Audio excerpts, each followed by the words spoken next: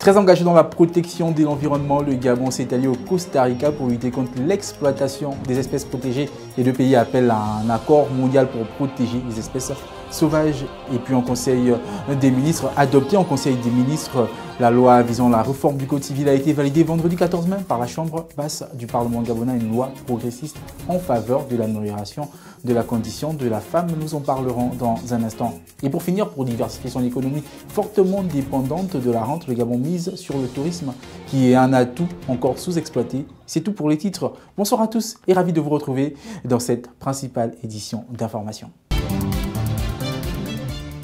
Comme annoncé en titre, nous ouvrons cette édition en environnement. Le Gabon et le Costa Rica appellent à un accord mondial pour protéger les espèces sauvages. La suite dans cet élément. Le trafic des espèces sauvages coûte au monde entre 1 et 2 000 milliards de dollars par an, selon les données de la Banque mondiale. Au-delà de cette conséquence économique, ce phénomène constitue un réel danger pour la santé de l'homme, car en effet, 1,7 million de virus, actuellement non découverts, existent chez des hôtes mammifères et aviaires. L'épidémie de la Covid-19, d'origine animale, n'est autre qu'une des preuves les plus palpables de ce désastre humanitaire.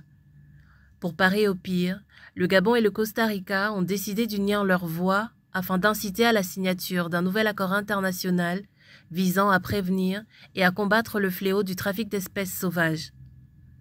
En 20 années, précisément entre 1999 et 2019, environ 6 000 espèces animales ont été saisies aux mains de trafiquants issus de 150 nationalités différentes. Conscient des conséquences drastiques sur la dégradation de la biodiversité, le Gabon et le Costa Rica, déjà très engagés dans la lutte pour la préservation de l'environnement, souhaitent impliquer le reste du monde. Le Gabon et le Costa Rica constituent des poumons verts essentiels pour l'humanité, un potentiel bien gardé par une politique de préservation de l'environnement optimisée, la mise en place de zones marines et terrestres protégées et une lutte acharnée contre le trafic illicite de la faune et la flore en constituent un levier.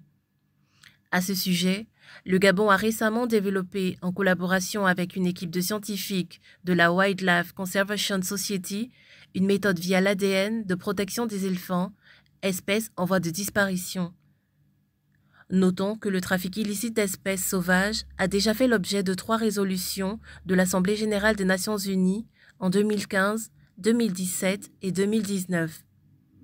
Si ce dernier appel, lancé par le Gabon et Costa Rica, venait à être entendu, cela constituerait un premier dans le cadre du droit pénal international. De l'environnement à la société, les causes se ressemblent. Les députés gabonais ont voté à une importante majorité la réforme du Code civil gabonais. Le tour échoit désormais aux membres de la Chambre haute du Parlement de procéder au vote, comme l'explique cette analyse de notre rédaction. Après les membres du gouvernement, le 23 mars dernier, les députés ont à leur tour validé le projet de la loi portant modification de certaines dispositions de la loi 15/72 du 29 juillet 1972 portant Code civil en République gabonaise. Il s'agit notamment de la réduction des inégalités hommes-femmes et la promotion des droits de la femme. C'est un pas de plus que vient de franchir le Gabon dans le combat de la lutte contre les inégalités des genres. Le 14 mai dernier, les députés étaient réunis lors d'une plénière dans l'enceinte de l'hémicycle de l'Assemblée nationale, des travaux dirigés par Faustin Boukoubi, président de la Chambre basse du Parlement gabonais. Les députés ont majoritairement voté en faveur de la réforme du Code civil en République gabonaise, marquant ainsi leur soutien à la stratégie de promotion des droits des femmes et réduction des inégalités femmes-hommes au Gabon.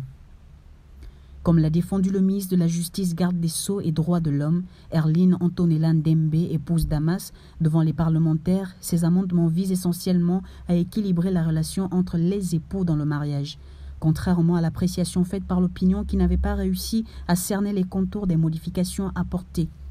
Comme le veut la loi, le texte sera très prochainement soumis à l'appréciation des sénateurs qui, à leur tour, devront également se soumettre à l'exercice du vote.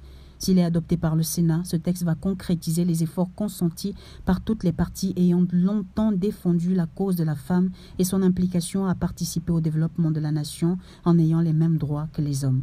Restons dans le volet société pour finir. Le tourisme, un atout indispensable sous-exploité au Gabon. Je vous invite à suivre cette analyse de la rédaction de Média 241. Face à la crise qui affecte son économie, le Gabon veut donner de la valeur à des secteurs longtemps négligés.